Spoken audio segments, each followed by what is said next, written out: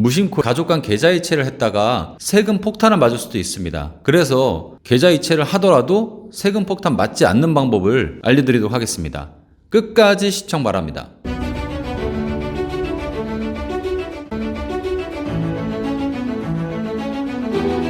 가족 간 계좌이체를 잘못하면 자칫 세금 폭탄을 맞을 수도 있습니다. 왜냐하면 가족 간 계좌이체는 증여로 추정되기 때문입니다. 증여로 추정된다는 말 좀 어렵죠? 제가 증여세부터 쉽게 설명드릴게요. 첫 번째로 증여에 대해서 알아보겠습니다. 증여란 재산 가치가 있는 것을 무상으로 주는 것을 말합니다. 돈을 주든지 부동산을 주든지 주식을 주든지 모두 다 증여가 되겠습니다. 그럼 증여세는 뭘까요? 증여세란 바로 재산을 무상으로 받는 사람이 거기에 대해서 세금을 내는 것입니다. 주는 사람이 내는 게 아니고 받는 사람이 내는 것입니다. 아버지가 아들한테 돈을 줬다고 하면 아들이 증여세를 내는 것입니다. 그럼 돈을 줬다고 해서 다 증여세를 내야 될까요? 두 번째로 비과세되는 증여재산이 있습니다. 돈을 주더라도 비과세, 한마디로 세금을 내지 않는 그런 게 있습니다. 이렇게 비과세 항목에는 4가지 유형이 있는데 제가 따로 영상을 찍어 놓은 게 있습니다. 그걸 링크를 달아드리겠습니다. 여기서는 간단히 설명드릴게요. 첫 번째로 피부양자의 생활비가 있습니다. 부모님이 고등학생 자녀에게 용돈을 준다. 그런 거는 이제 비과세가 되는 거고요. 만약에 40대의 자녀가 70, 80대의 부모님에게 또 용돈을 들 수 있잖아요. 그런 부분도 비과세가 되겠습니다. 두 번째로 교육비나 학자금도 비과세입니다. 자녀의 대학 등록금이라든가 자녀의 유학비 그런 것도 증여세가 나오지 않습니다. 세 번째로 혼수용품입니다. 혼수용품이라는 것은 이제 자녀가 결혼할 때 텔레비전을 사준다든가 냉장고를 사준다든가 그런 부분까지는 비과세라는 겁니다. 네 번째로 축의금이나 부의금도 비과세입니다. 우리가 결혼할 때라든가 또 장례식에 그 축의금 부의금 받잖아요. 그런 부분도 비과세입니다. 그럼 이렇게 비과세 되는 거 말고 부모 자식 간에 증여를 하게 되면은 무조건 다 세금을 내야 될까요? 그건 아닙니다. 왜냐하면 일정 부분까지는 줘도 괜찮다 해서 그 한도를 정해놓고 있습니다. 그거를 증여재산공제라고 합니다. 그래서 세 번째는 증여재산공제에 대해서 잠깐 보고 갈게요. 국세청에서 이 정도는 가족 간에 줘도 되지 이렇게 해서 인정해주는 금액을 증여재산공제라고 합니다. 증여재산에서 그만큼을 차감 공제해주는 겁니다. 그러니까 그 금액까지는 증여세가 안 나오는 거죠. 그래서 배우자 간에는 6억 원, 그리고 성년 자녀에게는 5천만 원, 미성년 자녀에게는 2천만 원까지 증여재산 공제를 해줍니다. 그래서 그 금액까지는 증여세가 나오지 않습니다. 이 증여재산 공제는 얼마에 한 번씩 받을 수가 있을까요? 1년에 한 번이요? 아니면 평생에 한 번?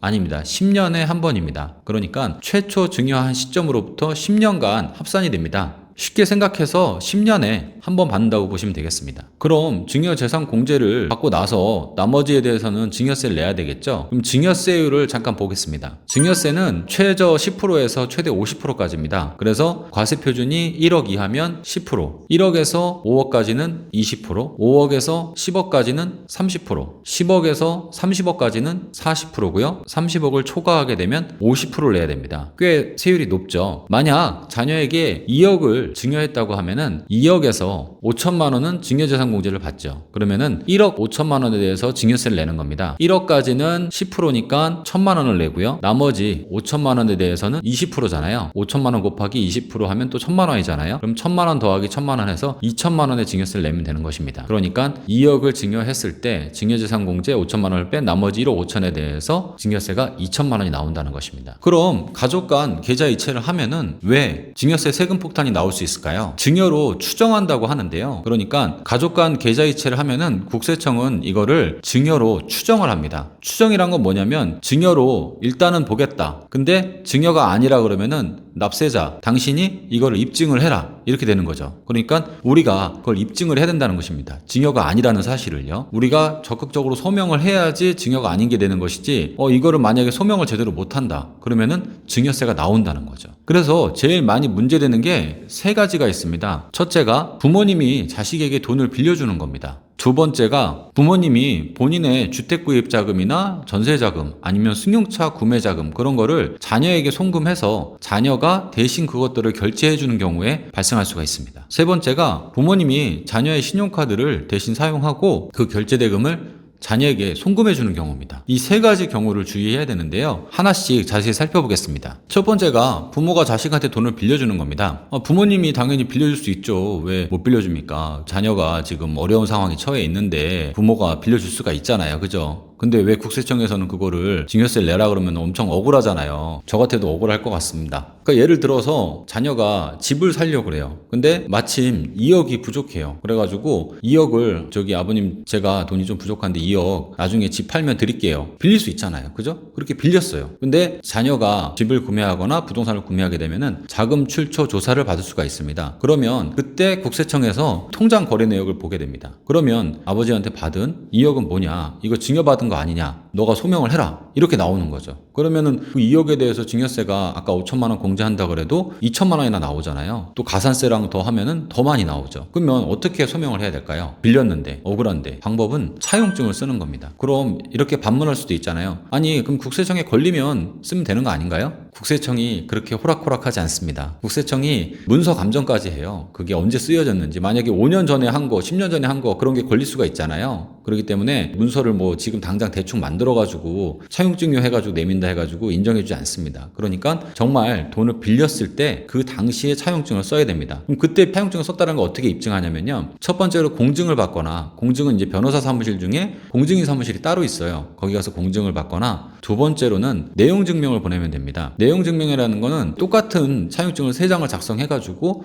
이제 우체국에 가서 한 통은 이제 우체국에 주고 한 통은 이제 채권자가 갖고 있고 한 통은 채무자에게 발송하는 겁니다. 그렇게 되면은 내용 증명 보낸 날짜가 다 찍혀 있기 때문에 아 이때 빌리고 차용증을 썼구나 이렇게 되는 거죠. 차용증 쓰는 법은 제가 또 다른 영상에서 해놨습니다. 그렇기 때문에 그거를 정확하게도 참고하시면 될 것 같고요. 그래서 부모 자식 간에는 원래 금리를 4.6% 이상으로 해야 됩니다. 법에서 정해놨습니다. 근데 이 부모 자식 간에는 1년에 1,000만 원까지는 이자를 안 받아도 됩니다. 그래서 4.6%를 만약에 이자율로 해서 환산을 하게 되면은 그 금액이 2억 1,700만 원입니다. 2억 1,700만 원에 4.6%를 하면 연간 한 1,000만 원 조금 안 됩니다. 그렇기 때문에 2억 1,700만 원까지는 무이자로 빌려줄 수가 있습니다. 그래서 부모 자식 간에는 정확히 따지면 2억 1,700만 원까지는 무이자로 빌려줘도 됩니다. 물론 그 이상 금액을 빌려줘도 돼요. 예를 들어서 뭐 3억이든 4억이든 5억이든 빌려줄 수가 있습니다. 근데 이자 차익이 1,000만 원 미만으로 나야 됩니다. 그러니까 예를 들어서 5억을 빌려줬다. 그러면은 5억에 4.6%면은 5, 4, 20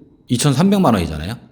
딩동댕. 그러면은 이 차익이 1,000만 원 이하로 나야 되니까 1,300만 원은 자녀가 부모님한테 이자를 드려야 되고 나머지 1,000만 원은 조금 싸게 이자를 받아도 되는 거죠. 그러니까 1,000만 원 차이까지는 국세청에서 인정을 해주겠다. 2억을 이제 만약에 이제 빌렸다. 그러면은 차용 기간은 10년 이내로 하는 게 좋습니다. 왜냐면 이제 어느 정도 이제 상환 의지도 보여줘야 되고요. 또 10년이 지나면 증여재산 공제가 또 5천만 원 발생하는 부분이 있기 때문에 원금만 상환할 수 있도록 이자는 어차피 무이자로 했으니까요. 그러면 이제 2억을 10년 120개월로 나누면은 월에 167만 원입니다. 그럼 167만 원 가지고 뭐 매월 이제 부모님 통장으로 송금한다던가 아니면 이제 금액을 조금 달리 해가지고 뭐 150만 원씩 붙인다던가 금액은 자유롭게 정하면 되겠습니다. 대신 너무 이제 소액이면 안 되겠죠. 뭐 만 원, 2만 원 이렇게는 안 되고 뭐 10만 원, 20만 원도 좀 약하고요. 제 생각에는 최소 50만 원에서 100만 원 이상은 매달 이제 원금으로 상환하고 뭐 만기에 일시로 상환하겠다. 뭐 이런 식으로 이제 작성을 하는 겁니다. 그래서 서로 이제 인감 도장 찍고 인감 증명을 첨부하면 좋겠죠. 왜냐면 이제 그 날짜에 내용 증명도 보냈고 인감 증명도 첨부했으니까 당사자가 이렇게 작성한 거라는 거를 입증할 수가 있잖아요. 그래서 차용증을 쓴다고 해가지고 증여세가 무조건 안 나올까요? 그건 아닙니다.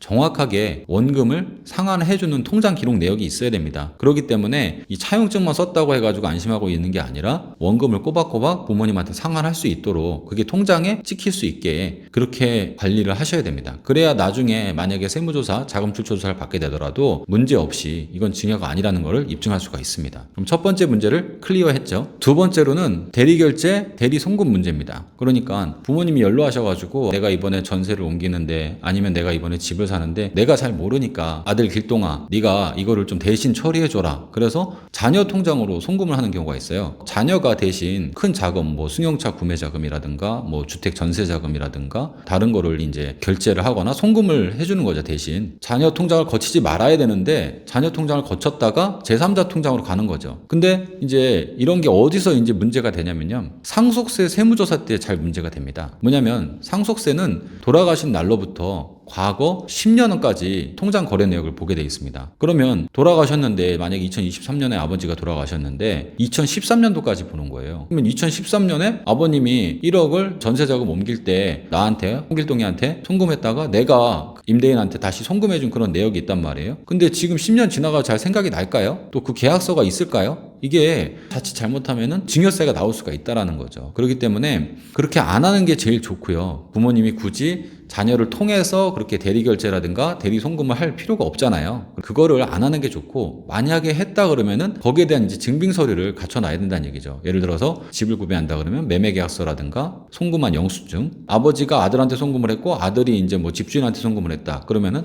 커넥션이 다 연결되게 자료를 보관해야 되겠죠. 승용차 같은 것도 비싸지 않습니까? 요새 그랜저도 막 5천만 원씩 하고 뭐 벤츠 같은 거 막 1억씩 하잖아요. 그거를 이제 만약에 자녀한테 네가 좀 대신 결제해가지고 내가 차를 살 수 있도록 해줘라. 그것도 나중에 문제가 될 수 있어요. 차량을 자녀 이름으로 등록하면 안 됩니다. 왜냐면 그건 아버지 차지 내 차가 아니잖아요. 만약에 자녀 이름으로 등록을 하게 되면 그거는 이제 증여세가 나올 수가 있는 거죠. 그러니까 그런 부분에 대한 증빙 서류를 잘 갖춰놔야 되는 것입니다. 그럼 두 번째 문체도 클리어했습니다. 세 번째가 부모님이 자녀 카드를 사용하고 그 결제 대금을 송금해 주는 겁니다. 뭐 간혹 이런 경우가 있잖아요. 자녀가 나는 연말정산 소득공제 많이 받아야 되니까 아버지 이거 내 신용카드를 써주시고 사용한 만큼 아버님이 나한테 송금을 해주세요. 그게 뭐 이제 소득공제가 얼마나 될지 모르겠지만, 물론 많이는 안 되지만 그래도 효과가 있을 수가 있잖아요. 그래서 자녀가 그렇게 하는 경우가 간혹 있다고 하는데, 근데 이게 한 달에 100만 원이면 1년에 1200이고요. 10년이면 1억 2천입니다. 그 증여재산 공제 5천만 원 넘어가는 부분이 될 수가 있어요. 100만 원, 200만 원씩 꾸준히 쌓이게 되면요. 그러면은 그 부분이 나중에 아버님이 돌아가시거나 했을 때 10년 동안 통장 거래 내역을 보는데 그때 문제가 될 수 있다는 거죠. 아버님이 매달 100만 원, 200만 원 자녀한테 생활비를 붙였다. 그러면은 자녀가 성년인자이고 소득이 있는데도 불구하고 그러면은 문제가 된다는 거죠. 그렇기 때문에 가급적 안 하는 게 좋습니다. 굳이 뭐 소득공제 그거를 많이 받지 않는데, 물론 조금 효과는 있겠지만 가장 좋은 거는 안 하는 게 좋고요. 두 번째로 했다 그러면은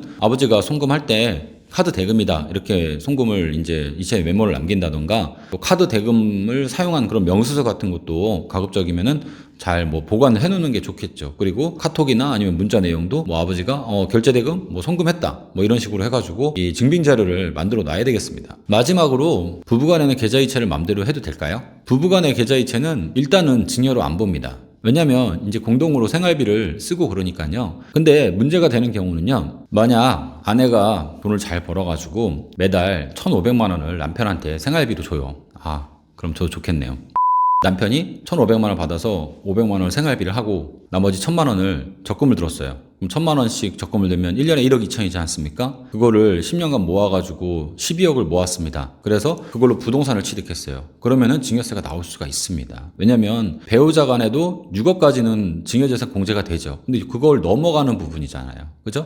그래서 그런 부분까지도 문제가 될 수가 있습니다. 그렇기 때문에 가급적이면 10년 안에 배우자한테도 6억 이내로 증여하는 게 좋다는 거죠. 그리고 생활비는 그냥 둘이서 공동으로 소비에 사용을 해야지, 이거 가지고 무슨 뭐 부동산을 산다든가 주식을 산다든가 뭐 상가를 산다든가 그러면은 받은 배우자가 증여세를 낼 수도 있다는 얘기입니다. 물론 6억까지는 괜찮습니다. 정리하겠습니다. 가족 간 계좌이체 무심코 하면 증여세 폭탄을 맞을 수도 있습니다. 첫 번째, 부모님이 자녀에게 돈을 빌려줬다고 했을 때 그때는 차용증을 쓰고 내용증명을 쓰고 원금을 통장으로 꼭 상환하자, 그렇게 해서 피해갈 수가 있겠죠. 둘째로, 자녀가 부모님 대신 대리 결제를 한다든가 대리도 송금해준다든가 그런 것들, 그것도 증빙을 잘 챙기면 되죠. 그래서 뭐 매매 계약서라든가 전세 계약서라든가 승용차 매매 계약서, 그리고 승용차는 반드시 부모님 명의로 취득을 해야 됩니다. 그렇게 대비를 할 수가 있겠죠. 그리고 세 번째로, 부모님이 자녀의 카드를 사용하고 그 카드 대금을 자녀에게 정기적으로 송금을 했다. 그 부분도 카드 사용 내역서라든가 결제 대금 그런 것들을 문자 내역이나 카톡 내역 같은 것들을 잘 모아두시면 되겠습니다. 그리고 통장 기록에도 카드 대금이라고 이제 송금을 해야 되겠죠. 그렇게 입증을 해야 되겠습니다. 그래서 이런 세 가지 사례가 있는데 그 밖에도 많이 있을 수가 있습니다. 가급적이면 가족 간 계좌 이체를 막 하면 안 좋고요. 어쨌든 꼭 필요한 상황이면 당연히 해야 되겠지만 그러한 이제 증여세가 나올 수 있기 때문에 그런 부분 감안하셔가지고 이렇게 대비하시면서 하시면 충분히 억울한 증여세를 내진 않을 수가 있습니다. 그렇기 때문에 잘 대비하시기 바라겠습니다. 오늘 제 정보가 도움이 됐다 그러면은 구독과 알림 설정 부탁드리겠습니다. 감사합니다.